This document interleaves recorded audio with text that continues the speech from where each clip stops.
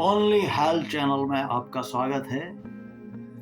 हम बात करेंगे आज एपेटाइट लॉस यानी कि भूख का न लगना इसके बारे में।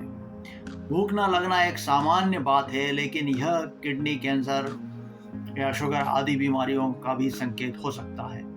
इसलिए अगर आपको भूख नहीं लग रही है, काफ़ी लंबे समय से नहीं लग रही है, तो आप डॉक्टर को ज़रूर दिखाएं, डॉक्टर की सलाह ज़रूर लें।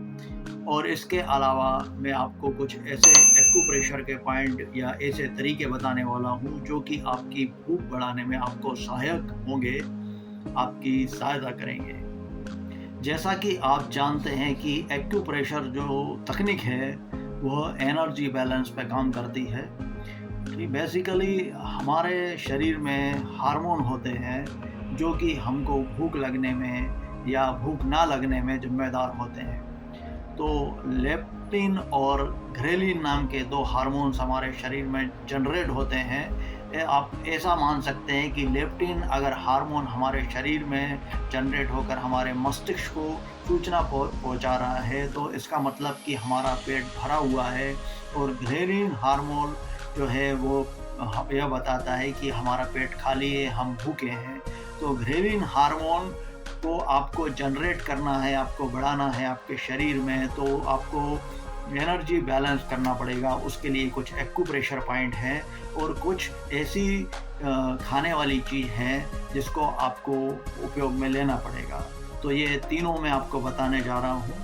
जैसे कि आप खाना खाते हैं, तो खाने के पहले अगर आप इलायची खाते हैं, तो इलायची आपके सेहत के लिए बहुत अच्छी होती है और यह घ्रेलिन जो हार्मोन है इसके बढ़ाने में भी आपको सहायता करती है। तो आप खाने के पहले इलायची लें और जब आपका खाना, आपका भोजन हो जाता है, उसके बाद आप सौंफ भी ले सकते हैं या सौंफ का पानी भी पी सकते हैं। यह खाने के लिए बहुत ही अच्छा है और यह आपके लेप्टिन हार्मोन को बढ़ाता है, आपके मस्तिष्क को सूचना देता है, जिससे कि आपको महसूस होता है कि आपका पेट भरा हुआ है। तो यह दो वस्तु, एक पहली हो गई इलायची और दूसरी सौंफ, ये दोनों आपको लेना है। इसके बाद एक्यूप्रेशर पॉइंट की अगर हम बात करते हैं, तो यहाँ पर मैं आपको 3 एक्यूप्रेशर पॉइंट बता रहा हूँ। तो जो पहला एक्यूप्रेशर पॉइंट है वो आपके नाभि के नीचे, दो दो उंगली मतलब 1 इंच के आसपास नीचे और 2 उंगली ऊपर, मतलब 1 इंच के आसपास ऊपर। तो नाभि के नीचे और ऊपर, जिसको ST28 और ST24 पॉइंट बोला जाता है एक्यूप्रेशर की भाषा में। तो ST24 और ST28 पॉइंट जो है नाभि के ऊपर और नीचे, इन दोनों पॉइंट को आपको 2 से लेके 5 मिनट तक दबाना है खाना खाने के पहले। तो और खाना खाने के बाद आपको जो पॉइंट दबाना है वह है SJ21। SJ21 जो पॉइंट है वह आपके कान के यहाँ पर पाया जाता है। इस जैसे कि आपको दिख रहा है, कान के इस तरफ यह पॉइंट पाया जाता है और इस पॉइंट को आपको दोनों तरफ देखने का है और इसको आप अंगूठे से इस तरह भी दबा सकते हैं। इसको इस तरह से दबा सकते हैं आप अंगूठे को लेके ऐसा। तो ये यह पॉइंट है जो कि आपके लेप्टिन जो है मस्तिष्क के पास में, तो उसको आपको बढ़ाने में सहायता करता है।